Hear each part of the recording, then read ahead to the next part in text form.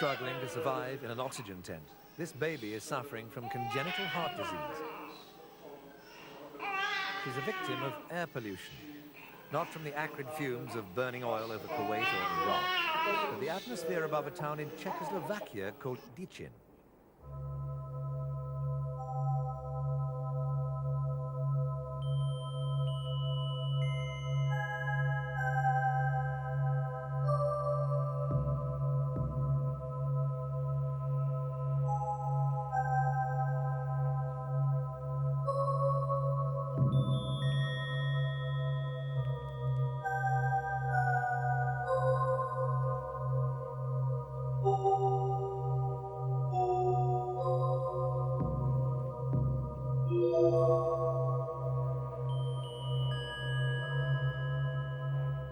In the heart of North Bohemia, Decin suffers from some of the worst environmental pollution in Czechoslovakia.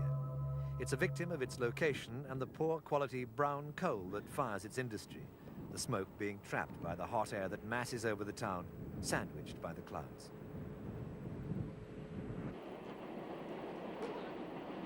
In fact, poisonous sulfur dioxide cloaks the whole Elbe River valley and chokes the people who live on its banks. In winter, the problem is compounded, with levels reaching 5 times that considered acceptable. Then, all road traffic has to stop. Industry is shut down to allow for some clearing of the air and breathing space.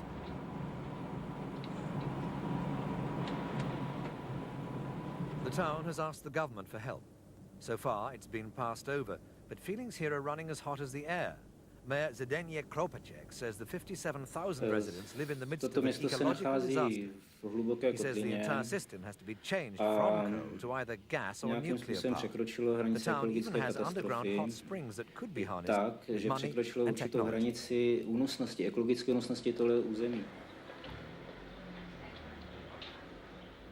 Meanwhile, he says, local children are suffering from environmental AIDS, the same low level of immunity to disease as victims of the deadly virus.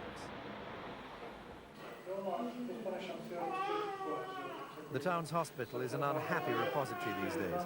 The number of children born with congenital heart defects and respiratory problems is 76% higher than in the rest of the country. Doctors say that because the first 3 months of development are critical, babies that are born during winter months are most at risk. Levels of sulfur dioxide are constantly monitored, and when they rise, the hospital knows to expect an influx of young patients suffering from illnesses like pneumonia, bronchitis, and other respiratory problems. Like everyone else, the medical staff is frustrated. We can treat the acute disease. We can treat the children with breathlessness or with dyspnea.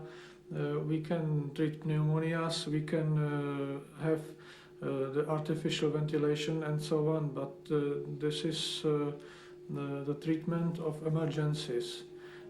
The problem is more wider because we must have also the prevention, and the prevention is in a better style of life of children in this area.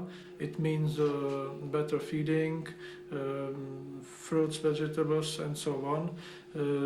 This is our wishes, but the problems are also in this case. There are not enough of vegetables and so on. The most important is to make this environment better. And I see the problem in this case that it is not a health problem or not a medical problem, but it's a problem of economy, problem of central or local authorities and so on, that must make the industry and other factors better, then the pollutions and concentrations of toxins in the air will be lower.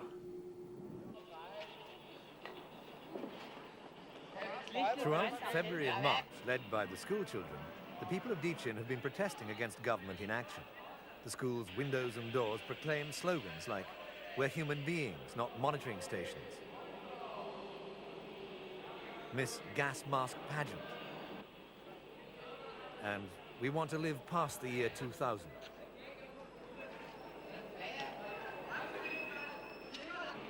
Their paintings, too, depict an unflattering view of their once proud town.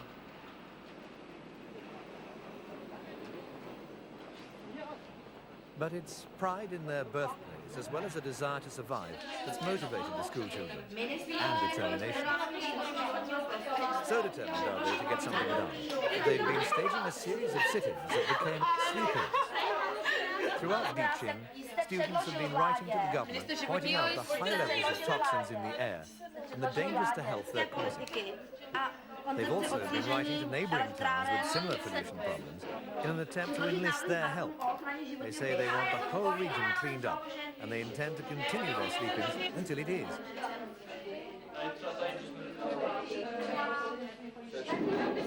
And their actions have produced more than food for thought. Other schools throughout the region are joining the campaign.